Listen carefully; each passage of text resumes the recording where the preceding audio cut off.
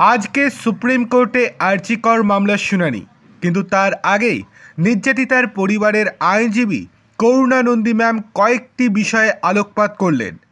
আরজিকর মামলায় শিয়ালদহ আদালতের রায়কে চ্যালেঞ্জ করে কলকাতা হাইকোর্টে মামলা দায়ের করেছে রাজ্য সরকার। আজকে সেই মামলার শুনানি রয়েছে। অন্যদিকে সঞ্জয় রায়ের শাস্তি নিয়ে এবার সুপ্রিম কোর্টের দৃষ্টি আকর্ষণ করতে চলেছেন আইনজীবী করুণা নন্দী ম্যাম। সুপ্রিম কোর্টের অন্যতম সিনিয়র এই আইনজীবী সম্প্রতি নির্যাতিতার পরিবারের হয়ে সর্বোচ্চ আদালতে মামলা লড়ার সিদ্ধান্ত নিয়েছেন। আরজিকর মামলায় শিয়ালদহ আদালতে যে বিচার হয়েছে এবং দোষী সাব্যস্ত সঞ্জয়কে আমৃত্যু কারাবাসের যে সাজা বিচারক দিয়েছেন তার গোটাটাই শীর্ষ আদালতের সামনে তুলে ধরবেন করুণা নন্দী। আরজিকর মামলায় এর আগেও সুপ্রিম কোর্টে জুনিয়র চিকিৎসকদের হয়ে সওয়াল করতে দেখা গিয়েছে বিখ্যাত এই আইনজীবীকে।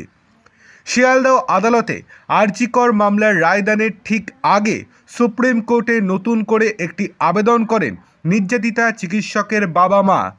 সেই আবেদনে তারা সিবিআই তদন্তে অসন্তোষ প্রকাশ করে শীর্ষ আদালতের হস্তক্ষেপ প্রার্থনা করেন। আজকে বুধবার সেই আবেদনেরই শুনানি রয়েছে সুপ্রিম কোর্টে। সেই শুনানির সময় শিয়ালদহ আদালতের রায়ের কথা তিনি শীর্ষ আদালতের সামনে উল্লেখ করবেন বলে পরিষ্কার জানিয়ে দিয়েছেন আইনজীবী করুণা নন্দী।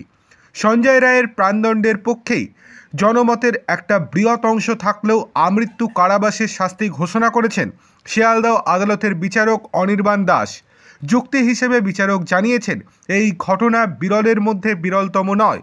শুধু তাই নয়, শুধুমাত্র আমজনতার আবেগের বশবর্তী হয়ে আদালত রায় দিতে পারে না বলেও মন্তব্য করেন বিচারক।